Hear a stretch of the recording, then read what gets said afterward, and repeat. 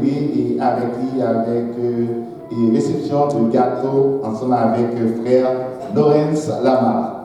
Nous souhaitons une bonne adoration, que bon Dieu bénisse.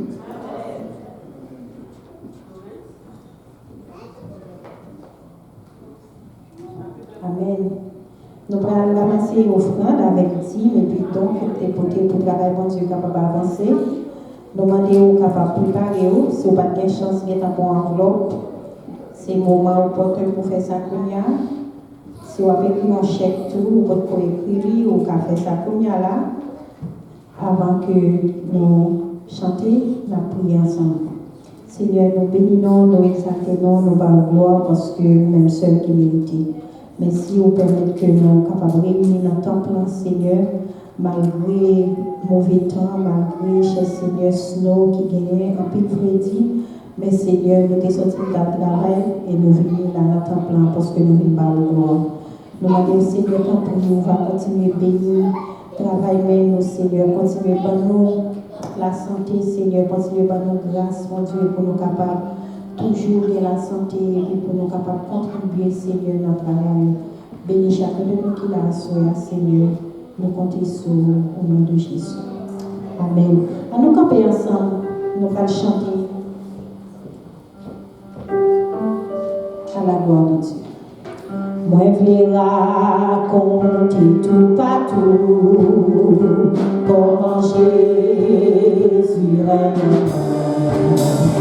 sous la terre, il vit un jour pour l'y moi, je vais raconter tout partout. Moi, je vais raconter tout partout. Comment Jésus sous la terre, il vit pour moi, pour l'y c'est une belle histoire à raconter.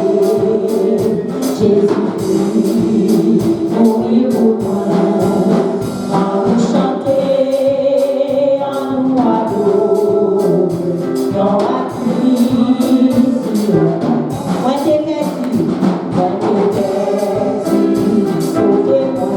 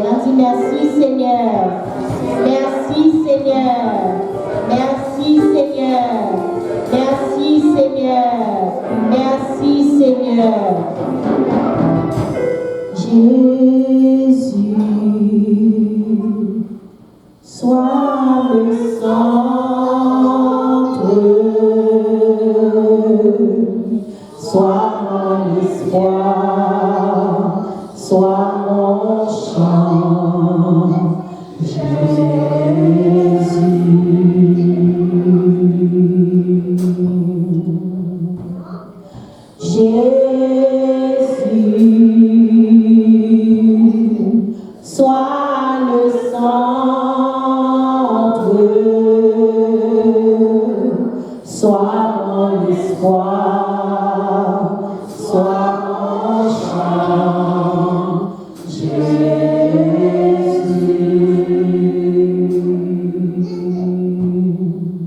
Sois le feu dans mon cœur, sois le vent dans mes voiles, sois la raison de ma vie, Jésus.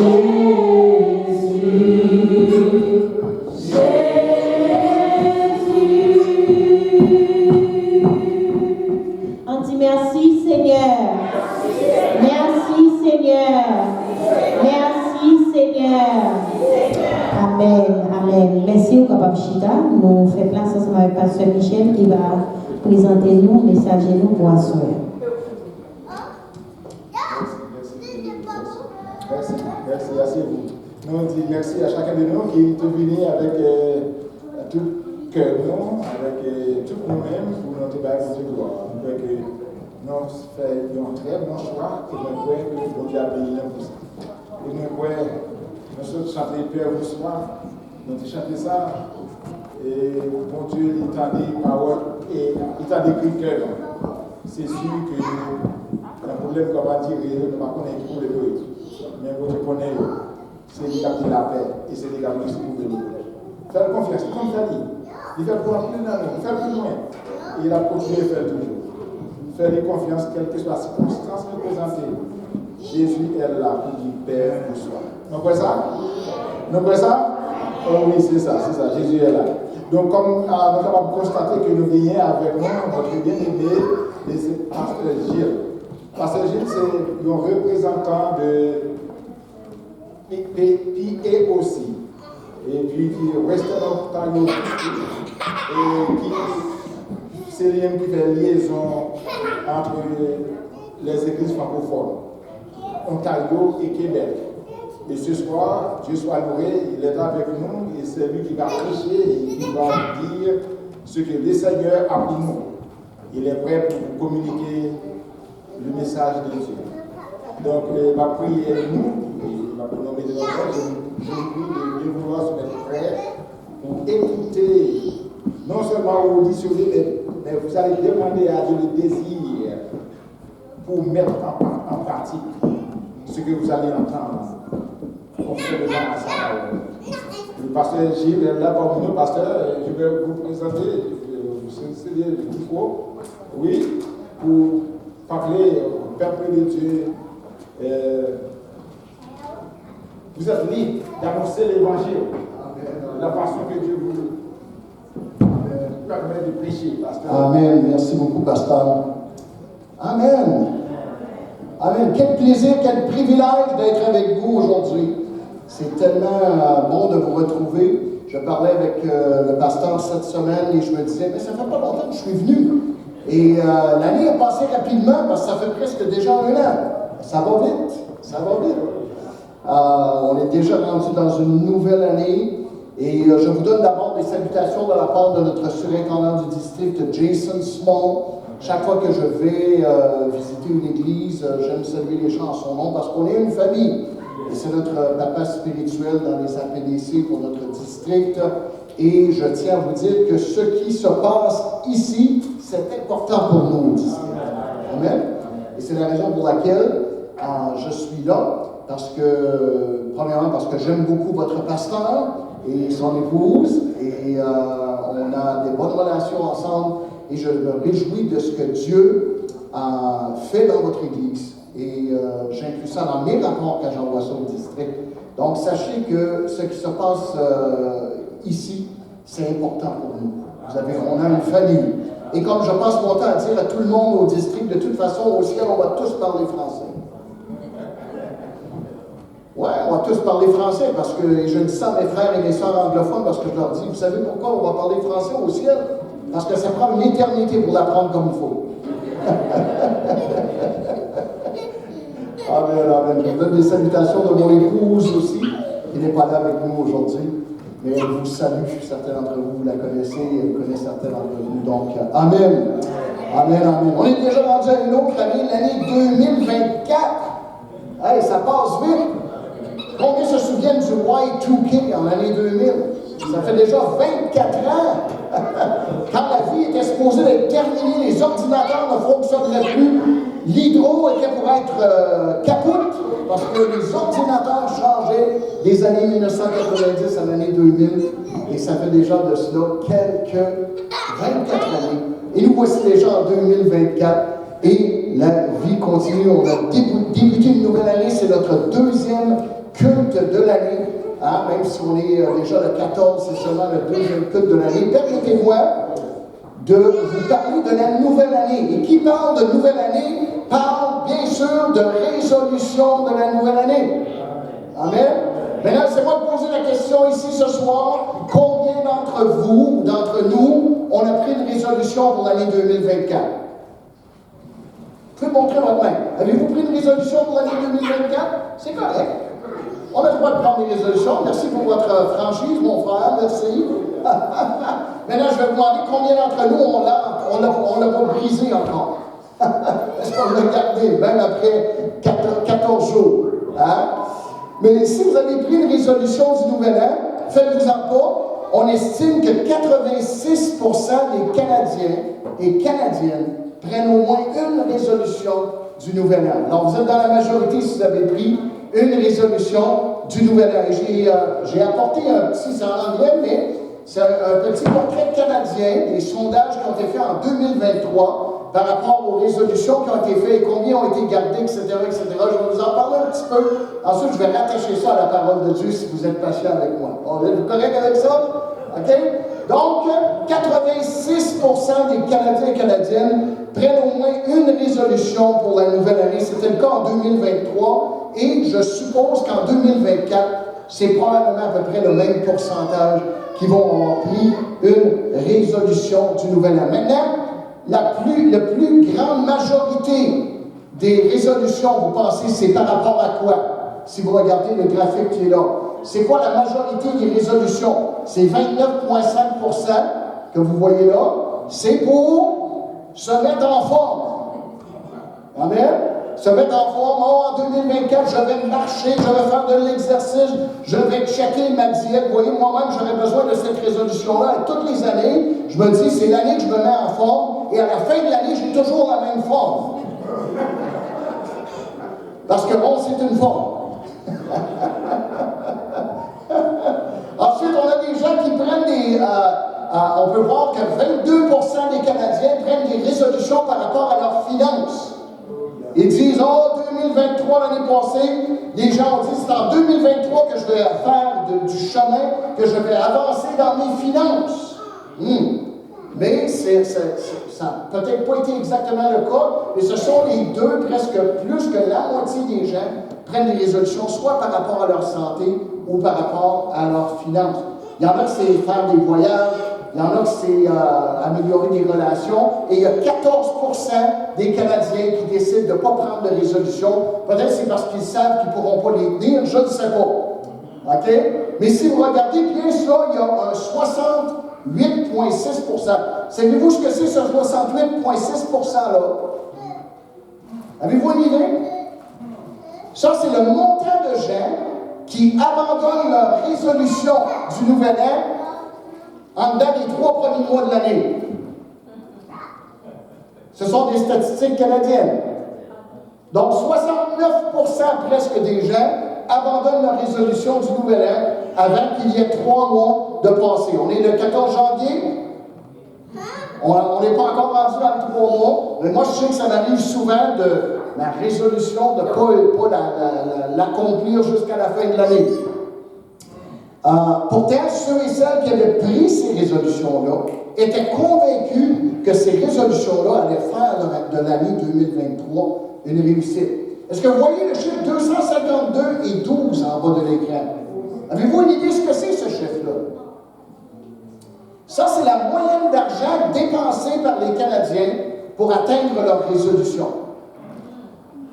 Soit qu'on achète de l'équipement, combien ont déjà acheté un membership au gym, ou les gens ont investi quelque chose Bon, on s'est inscrit à Weight Watchers, peut-être, je ne sais pas, qu'est-ce qu'on fait? Mais on dépense en moyenne 252,12 $ par année pour essayer de tenir notre résolution du nouvel an. Et tout ça pour faire de l'année 2023 une réussite. Laissez-moi vous poser la question. Est-ce qu'il existe vraiment une résolution à l'aube de cette nouvelle année 2024 qui pourrait faire en sorte que nous pourrions garantir de réussir notre année 2024? Pensez-y une seconde.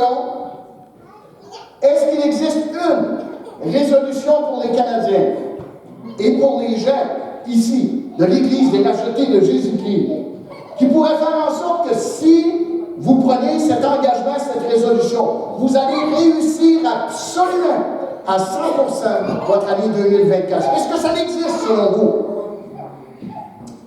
Ah, ça, vous dites, oh, si ça existe, je veux le savoir. J'aimerais bien savoir. Est-ce que vous voulez savoir si ça existe? Ah bien, ça donne bien parce que je suis là pour vous le dire ce soir. Il existe en fait une résolution qui va garantir que tu vas avoir une bonne année 2024. Je vous la partage. Elle est dans la parole de Dieu. C'est dans Matthieu 6e chapitre, versets 33 à 34. Matthieu 6e chapitre, versets 33 et 34. OK, check bien ce que c'est écrit dans Matthieu 6e chapitre, versets 33-34. Et moi, je vais lire à partir ici de ce qui est à l'écran. Ça dit « Cherchez premièrement le royaume et la justice de Dieu, et toutes ces choses vous seront données par-dessus. Ne vous inquiétez donc pas du lendemain, car le lendemain aura soin de lui-même. À chaque jour suffit sa peine. » Amen. N'est-ce pas là une splendide résolution pour 2024? Je vais te garantir quelque chose, mon frère, ma soeur. Ça, c'est une résolution qui garantit. Si tu prends encore ce verset 33, ce verset 34, je vais te garantir de la part du Seigneur que tu vas avoir une année extraordinaire en 2024. Et ce n'est pas moi qui te le dis, c'est la parole de Dieu. Est-ce que je peux entendre un amen? Vous savez, il y a des fois qu'il faut dire amen, il y a des fois qu'il faut dire aïe. Ça, c'est une résolution. Si on peut s'engager à suivre cette résolution, tout le reste des résolutions qu'on a vues à l'écran, toutes les autres choses vont tomber en place. Si on pourrait seulement mettre en application ce que ça nous dit dans Matthieu 6, versets 33 et 34. Mais pour la majorité de nous, c'est pas quelque chose de nouveau. Combien d'entre nous, c'est nouveau? Là? C'est la première fois que vous voyez ces versets-là. La majorité des gens qui viennent à l'Église depuis quelque temps, on connaît tous ces passages. On connaît tous ces paroles du Seigneur. Hein? C'est pas quelque chose de nouveau. Cette clé, c'est pas seulement pour la nouvelle année, mais c'est pour réussir tout au long de notre vie. On a souvent lu, on l'a médité, on l'a entendu expliquer de différentes façons dans divers messages, mais pourtant, le message ou cette résolution, tout comme toutes les autres résolutions du Nouvel An des Canadiens, est probablement oubliée par 69% des enfants de Dieu avant 3 mois. Est-ce que vous me suivez? Est-ce que vous pouvez dire aïe? Parce que des fois, il faut dire aïe. Vous savez, parfois, on aime penser que nous, les enfants de Dieu, on est plus fidèles à nos résolutions que les gens du monde. Mais pourtant, on a cette perle de la parole de Dieu qui nous dit que si nous cherchons premièrement le royaume de Dieu, toute chose va nous être donnée en plus. Et on a cette vérité. Et on connaît l'auteur de ces paroles. Dans ma Bible, c'est écrit en rouge. Dans le texte, c'est écrit en rouge. Pourquoi? Parce que c'est Jésus qui le dit. C'est Jésus qui donne une instruction à son peuple, qui dit « Cherchez premièrement mon royaume, le royaume de Dieu, et sa justice, et ensuite toutes choses. Ta santé, tes finances, vous vous souvenez des résolutions? Right? Tes relations, toutes choses vont être données en plus. Dis à ton voisin, toutes choses. Toutes choses. Toutes choses vont être données en plus. On l'a souvent entendu, et on ne veut pas être parmi ces Canadiens, le 69% qui l'oublient avant 3 mois. J'aimerais ça pouvoir revenir ici, plus tard cette année, peut-être pour votre concert au mois de juin, et que vous me rappeliez c'est quoi votre résolution du Nouvel An. Qui est Matthieu ici, qu'on voit à l'écran. Je ne voudrais pas qu'on l'oublie, je voudrais qu'on le mette, comme le pasteur disait, qu'on puisse le mettre en application dans nos vies. Alors permettez-moi pendant les quelques prochaines minutes de vous donner qu'on puisse s'encourager ensemble sur comment on peut mettre ça en application dans notre vie de tous les jours. J'ai 4 points à apporter. Êtes-vous correct avec ça? OK? On y va. Alors, 3 points à retenir de cette résolution de Matthieu 6, 33 et 34. Et si on veut en faire la nôtre pour bien réussir notre année 2024. Laissez-moi voir combien de gens vous aimeriez ça réussir votre année 2024. Montrez-moi vos mains. OK, les autres, vous n'avez pas besoin d'écouter. OK? 2024, si vous voulez réussir votre année, on a 4 points pour nous aider. On regarde ça ensemble. OK? Première chose, nous devons nous engager à faire du royaume de Dieu notre priorité à chaque jour en 2024. Oh, ça c'est plus facile à dire qu'à faire. C'est peut-être juste à Timmins, dans le nord, où il fait froid, peut-être. Parce que moi, je viens du nord de l'Ontario, il fait froid. Pensez qu'il fait froid ici, présentement? J'ai beaucoup de gens qui m'ont dit, oh, il fait froid, il fait très froid. Il faisait quoi, moins, je sais pas, moins 18 ou moins 15? Vous savez comment il faisait à Timmins ce matin, d'où moi je viens? Il faisait moins 22 degrés, moins 32 avec les refroidissements des vents. Il fait toujours plus froid en quelque part. Nous autres, on se dit, on n'est pas si pire que les gens au pôle Nord. Parce qu'au pôle Nord, il fait plus froid qu'à Timmins. Hein? Mais, c'est pas facile de mettre ça en application, de faire du royaume de Dieu, de faire des choses de Dieu notre priorité à tous les jours. Mais la clé demeure toujours, chaque matin, quand je me lève, qu'est-ce que je dois faire? Je dois d'abord saluer mon Père Céleste. Je dois d'abord dire bonjour Seigneur, comment ça va? Vous allez dire, mais c'est tellement simple. Mais c'est ça la prière. La prière, c'est tellement simple. On n'a pas besoin nécessairement d'entrer dans de grandes révérences avec le Seigneur. C'est bon d'entrer dans l'intercession. C'est bon d'entrer dans des temps de méditation intense. Mais il s'agit de mettre d'abord, avant de commencer, que la première partie, Seigneur, de mon corps qui touche le sol, soit mes genoux. Ah, mais peut-être que tu dis, ah, mais là, je n'ai peut-être pas le temps. Parce que j'ai des enfants, je dois les préparer pour l'école, j'ai mon travail, je me lève tellement tôt. Je ne te parle pas de te lever 1 heure plus tôt. Je te parle simplement d'être conscient dans ton esprit. Au voilà, aujourd'hui, c'est le jour que Dieu a créé. Chaque jour de ma vie, j'ai besoin de me rappeler que je suis une créature de Dieu, que je suis un enfant de Dieu, que la raison de mon existence, Jésus, soit le sang. On n'a pas chanté ça? J'aime ça. On a choisi des bons chants. Chaque jour, quand je me lève, j'ai besoin de me rappeler. Parce que vois-tu, combien d'entre nous, on aime ça se réveiller le matin? Pensez une minute. Pourquoi tu penses qu'on a inventé sur les cadrans le snooze button? Pensez une seconde. Parce que personne n'aime ça se réveiller par son cadran. Et tout le monde essaie toujours de gagner un petit peu de temps en pesant sur le snooze. Si les gens ne se servaient pas du snooze, il n'y en aurait pas de snooze. Il n'y a personne qui aime ça se faire tirer de son sommeil. Il n'y a personne qui aime ça se faire réveiller. Il y a des gens, ça leur prend 4, 5, 6 cafés avant que tu puisses leur parler le matin. Je sais qu'il n'y a personne comme ça ici à Toronto. Là. Il n'y a personne comme ça ici dans la région de Toronto ni à Niagara Falls. C'est juste dans le nord de l'Ontario où il fait froid.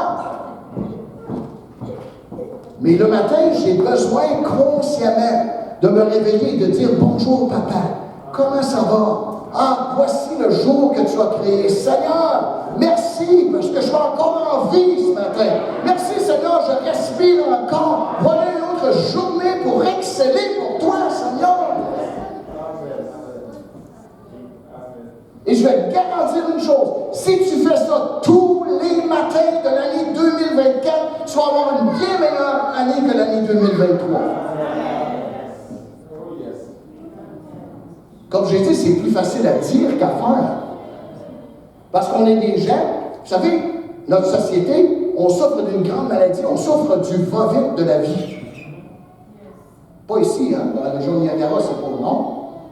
La vie n'est pas rapide, la vie n'est pas vite, la vie ne nous presse pas ici, hein? Oh, oh, oh.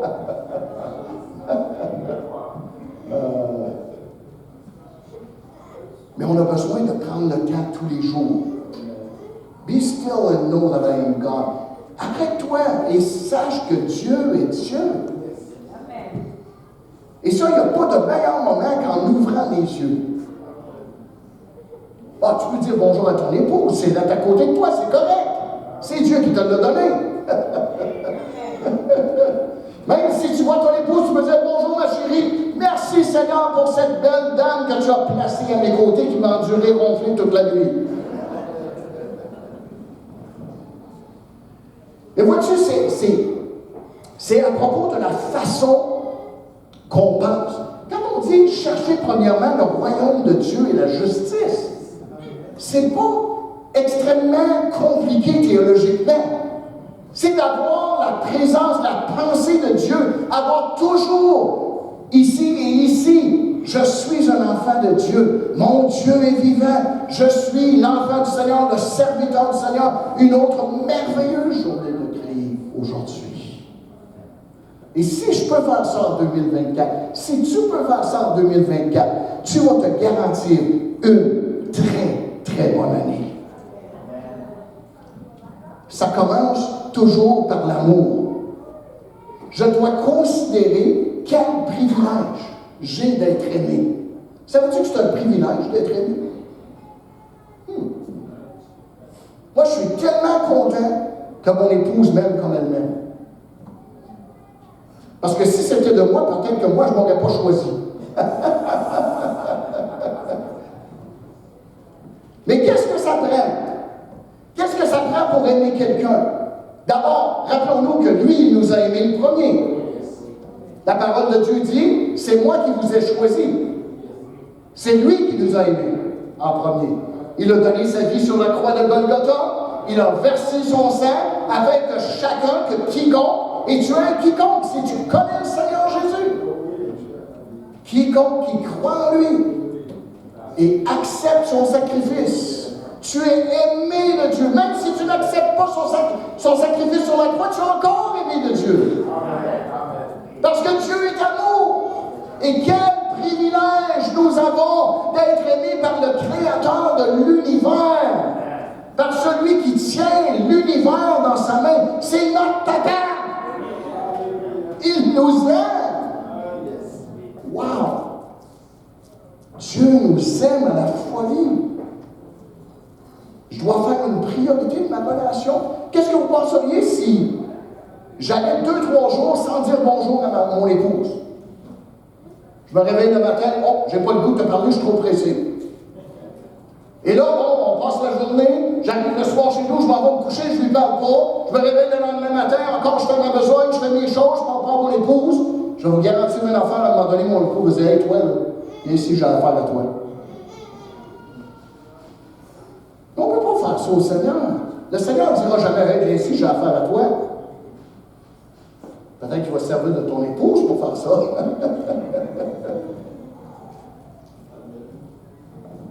Mais ça dépend toujours comment on peut des fois passer des journées sans faire de Dieu une priorité consciente de notre vie de tous les jours. Et je sais qu'il n'y a personne comme ça dans cette église. Je sais. C'est juste dans le nord de l'Ontario. Mais si je peux faire de Dieu à tous les jours une priorité, et ça n'a pas besoin d'être compliqué, commence par un petit challenge. Hein, les jeunes qui sont sur TikTok, connaissez ça TikTok? Il y a quelqu'un qui dit, ah oui, je connais ça, moi, TikTok. Non, c'est TikTok. C'est TikTok. Combien savent qu'il y a beaucoup de challenges sur TikTok? Donne-toi un challenge à tous les jours, Seigneur. Ça dure combien longtemps, un clip de TikTok? 30 secondes? C'est pas long. Donne-toi un challenge avec Dieu à tous les jours de lui parler, au moins une fois. Amen?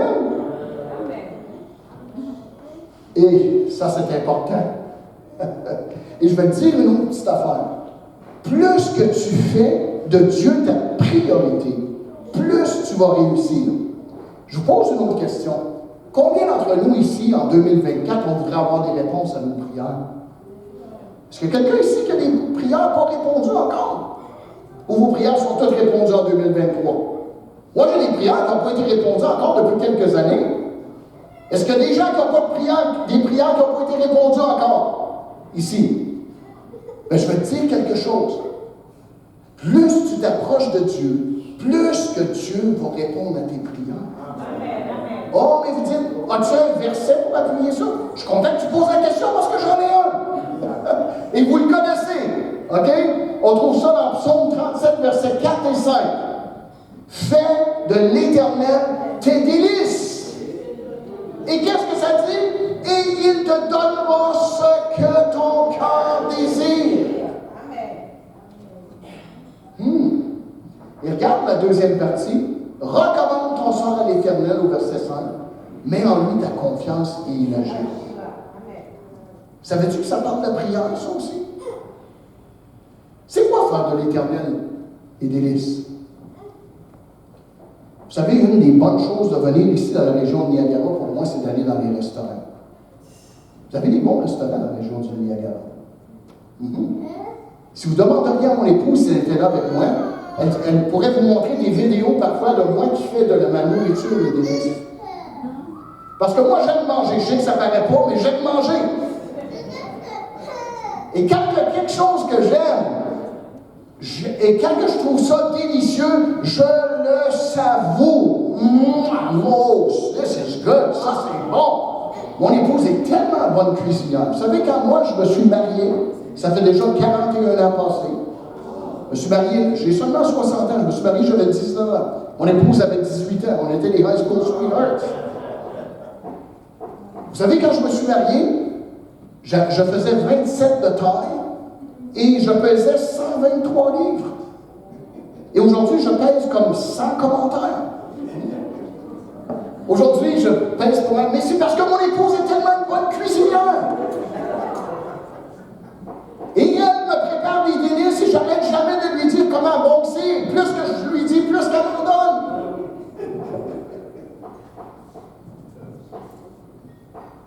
C'est comme ça avec Dieu. Il faut faire de l'Éternel nos délices. Plus tu passes du temps dans la présence de Dieu, plus ça réjouit son cœur et plus tes prières se mettent en ligne avec sa volonté. C'est pas que Dieu va changer. Dieu ne change pas.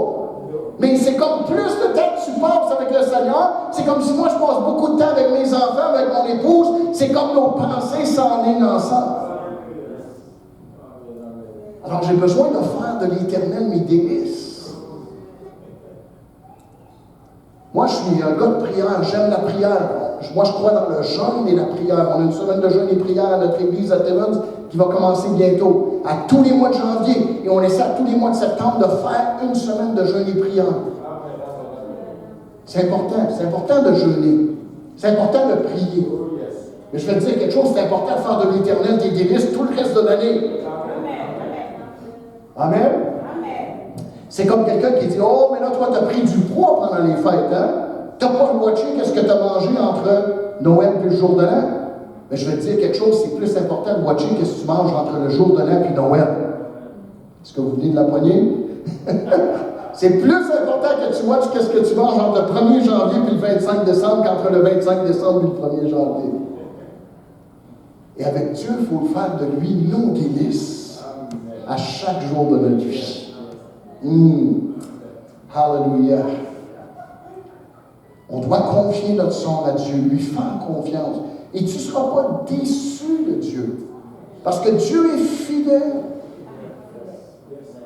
Dieu n'est pas un homme pour mentir. Il est fidèle. Alors ça, c'est le premier de mes 4 points. Faire de l'Éternel nos délices.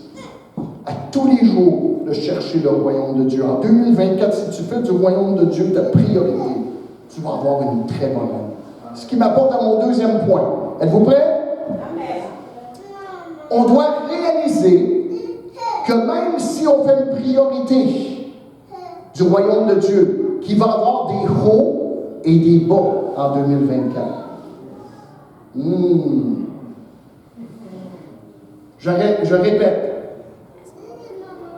Même si on est des enfants de Dieu, et même si on fait de l'Éternel nos délices, il va y avoir des hauts et des bas pendant l'année 2024. On n'entre pas dans l'année 2024 d'une façon aveugle. Nous sommes dans un combat spirituel, on le dit pendant la louange. Mon créole n'est pas si bon que ça, mais j'ai compris.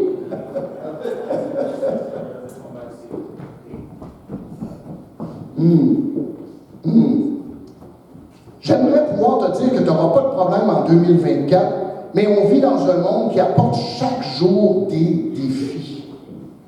C'est pour ça que Jésus a pris la peine de dire, à la fin de Matthieu 6, 34, à chaque jour suffit sa peine.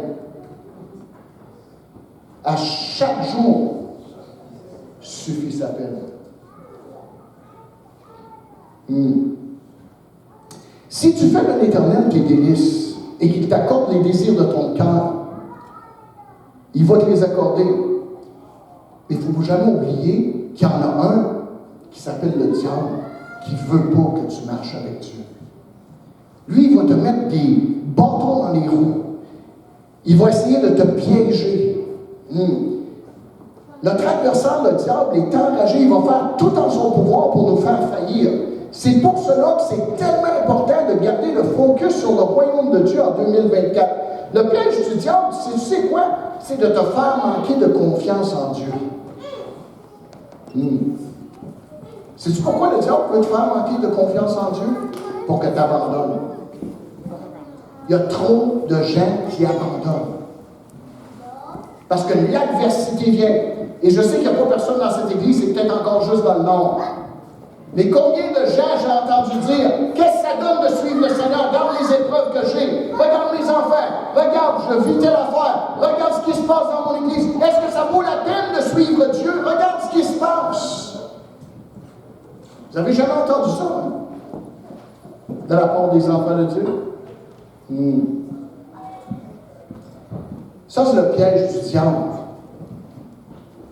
Mais regarde pas ce qui va mal quand les choses deviennent mal.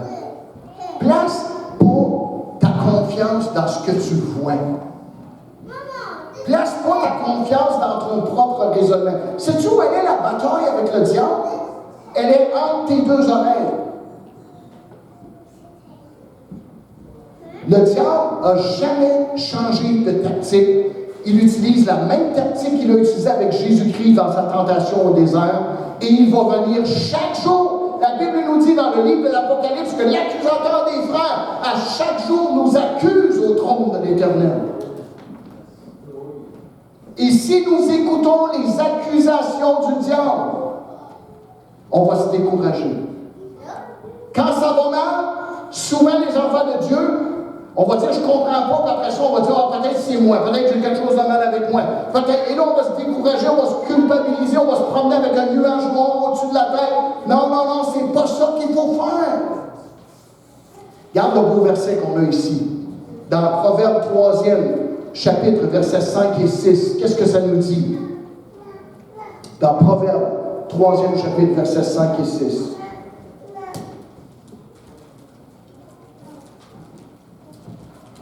Confie-toi en l'Éternel de tout ton cœur et ne t'appuie pas sur ta sagesse. Reconnais-le dans toutes tes voies et il aplanira tes sentiers.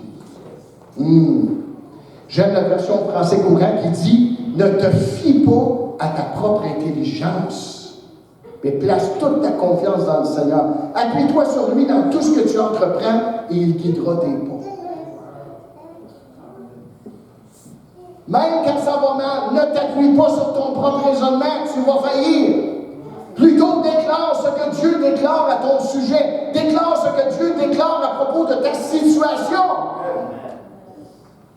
Quand ta famille se délaisse le Seigneur et on dirait que tes enfants sont pires qu'avant et ils ne veulent plus rien savoir de l'Église, continue de les réclamer et continue de proclamer, moi et ma maison, nous servirons l'Éternel. Il faut que tu te parles à ton âme. C'est ce que le roi David faisait. Vous savez, quand le roi David a déclaré « Mon âme bénit l'Éternel », il n'était pas joyeux. Il venait de tomber dans le péché. Mais il a dû parler à son âme et dire à son âme « Mon âme, tu vas te réjouir parce que tu es un enfant de Dieu. » Il faut parler à notre âme. Quand les situations difficiles vont venir en 2024, et si tu n'as pas de situation difficile en 2024, merci Seigneur. Mais si ça vient en 2024, c'est pas parce que t'es pas un bon enfant de Dieu, c'est pas parce que Dieu t'aime pas. Non, ça fait partie du combat spirituel, parce que ce monde est vendu au péché et on vit dans un monde qui est mené par le péché.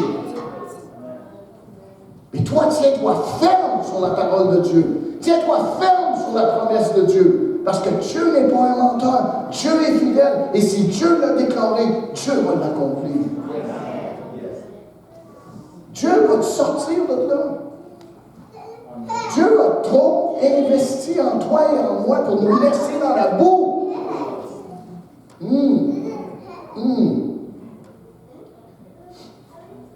Pour réussir en 2024, je dois réaliser que même quand les choses ne vont pas exactement comme j'aimerais, je ne vais pas laisser le diable gagner. Je ne vais pas le laisser prendre le dessus sur mon raisonnement. Je vais faire confiance à Dieu et continuer jusqu'à temps que j'aie une percée. Des fois, on ne continue pas assez longtemps. On abandonne. Merci Seigneur. Merci Seigneur. Et ça m'apporte au troisième point pour cette résolution de 2024. On a fait de la moitié. C'est quoi le troisième point? Nous devons nous engager. Et oh, ça c'est big. Il y a du monde qui a besoin d'entendre ça ici ce soir. Nous devons nous engager, peu importe la situation, à ne pas nous inquiéter.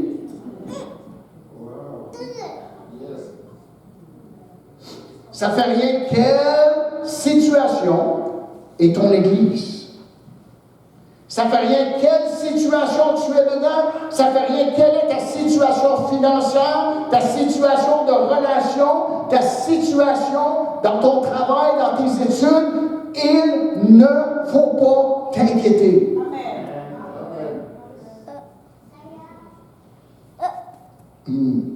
Savais-tu que les peurs et les inquiétudes, c'est vraiment une arme très puissante du diable? Parce que la peur et les inquiétudes, ça vient du diable.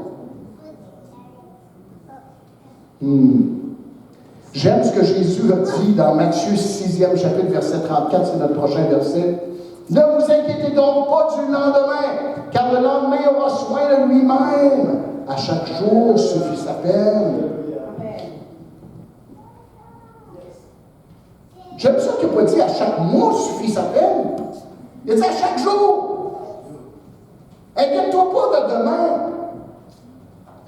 Jésus a rajouté quelque chose à un moment donné. Juste avant ça, dans le passage, je me disais, pourquoi vous inquiétez de toutes sortes d'affaires? Vous inquiétez de comment vous êtes habillés, avoir un toit sur votre tête, regardez les listes des champs, comment ils sont bien habillés, regardez les oiseaux du ciel qui ne sonnent pas, qui ne moissonnent pas. Il dit, et tu te souviens ce qu'il dit? Il dit, qui d'entre vous peut rajouter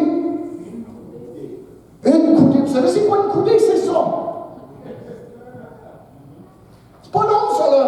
Il dit, qui, par vos inquiétudes, peut rajouter une coudée à la durée de sa vie? Je vais te dire un petit secret. Peut-être que tu as réduit d'une coudée ta vie si tu t'inquiètes trop. Sais-tu comment il y a des gens, des enfants de Dieu qui vivent dans la peur et dans la crainte? Et ça les paralyse.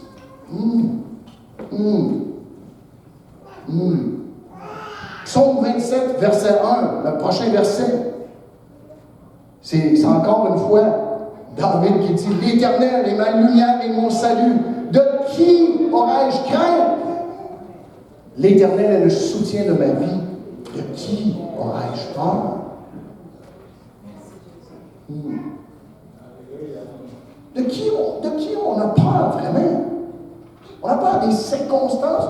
On a peur de quoi? On a un Dieu qui nous aime. On s'en va au ciel pour l'éternité. Pourquoi avoir des craintes qui viennent nous paralyser? Pourquoi